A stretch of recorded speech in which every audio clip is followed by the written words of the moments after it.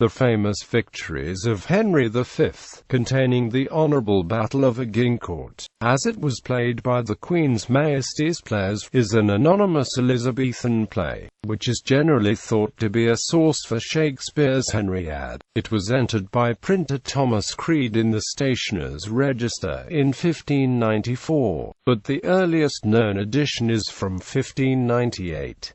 A second quarto was published in 1617. The play covers the riotous youth of Prince Henry and his transformation into a warrior king, ending with his victory at Agincourt and his wooing of Princess Katherine. The work is of unknown authorship, and various possible authors have been proposed, including a young Shakespeare, though this view is not widely accepted by scholars. Characters. Plot summary. Prince Henry and his companions have committed a robbery, stealing £1,000 from two royal receivers. He meets Jockey at Oldcastle and tells him of events. The receivers, pursuing the robbers, bump into Henry, who forgives them for losing the money, but also threatens them. They leave. He suggests to the others that they go carousing to spend the money in a tavern. The Chief Justice hears about Henry's antics at the tavern, which include a drunken street brawl with drawn swords. He orders the arrest of the prince and others. Local tradesmen comment on the events. One of them recognizes a thief, who they take into custody. The thief insists that he is a servant of Prince Henry who'll get him released. Meanwhile, King Henry IV laments the shameful lifestyle of his son. He questions the Chief Justice about the arrest of the prince.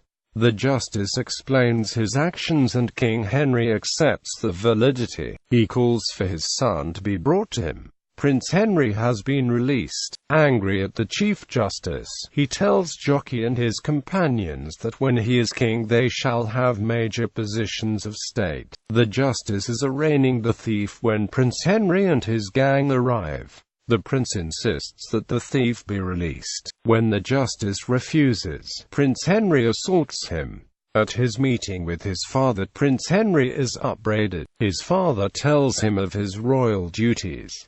Shamed, the prince promises to reform his lifestyle. Meanwhile, the tradesmen act out a clownish version of the conflict between the prince and the Chief Justice. King Henry IV is dying. The prince picks up the crown thinking his father is dead. King Henry revives and upbraids him again. The prince promises to be a good king. The old king dies. Now King Henry V reneges on his promises to his old companions and banishes them. Henry discusses his claim to the French throne with the Archbishop. The Dauphin of France sends tennis balls as a present to King Henry as an insult. Henry prepares for war with France. One of the tradesmen, John Cobola, has been fighting with his wife. His friend Derek intervenes. A soldier arrives to force the two men to join the royal army. They are reluctantly recruited while the wife laments. The thief is also pressed into military service. In France, Henry captures the town of Harfleur. The French send a large army against him. Henry defies them, insisting that he will not be ransomed but would rather die than accept defeat. Before the battle, French soldiers discuss how they will divide the spoils. At the Battle of Agincourt, the English are victorious. Derek is involved in clownish battlefield antics with a French soldier. After the battle, he and John Cobola scheme to get out of the rest of the war by accompanying the deceased Duke of York's body back to England. Henry then travels on to Paris, where he negotiates with the French court and woos Princess Katherine. The King of France agrees to make Henry his heir and to marry him to Katherine. Parallels with Shakespeare's plays. The play covers the same ground later traversed in significantly greater detail in the Shakespearean trilogy, covering the wildness of the prince in several episodes, a coronation in which he dismisses the dissolute companions of his youth, and his invasion of France, victory at Agincourt, and eventual marriage to the Princess Katherine. More specifically, C.A. Greer identified 15 plot elements that occur in both the anonymous play and in the Henry trilogy. These included the robbery at Gad's Hill of the King's Receivers, the meeting of the robbers in an Eastcheap tavern, the reconciliation of the newly crowned King Henry V with the Chief Justice, the new king's rejection of his comic criminal friends, the gift of tennis balls from the Dolphin, and Pistol's encounter with a French soldier. Date and authorship. In 1891, F.G. Flay attributed the play to comedian Richard Tarleton, who is known to have played the role of Derrick in 1910. H. Dugdale Sykes attributed it to Samuel Rowley.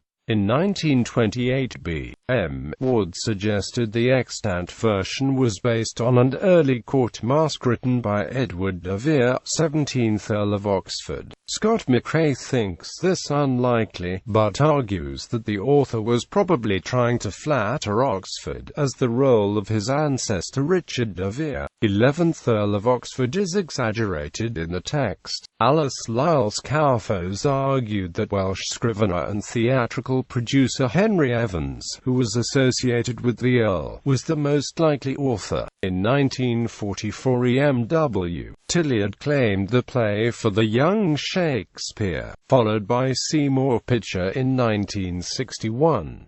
Pitcher argued that annotations to Edward Halley's Chronicles were probably written by Shakespeare and that these are very close to passages in the play. This view has not received much support, but because of the play's manifest verbal flatness, it has been widely argued that the published version of the play is a memorial reconstruction. Just as the authorship of Famous Victories is disputed, so too is its chronological placement in the development of the English drama. However, as published in 1598, the play is advertised as one acted by her Queenes Maiesties Players, referring to Queen Elizabeth's men. Her company, which was surviving into the 1590s, was in deep decline by 1590.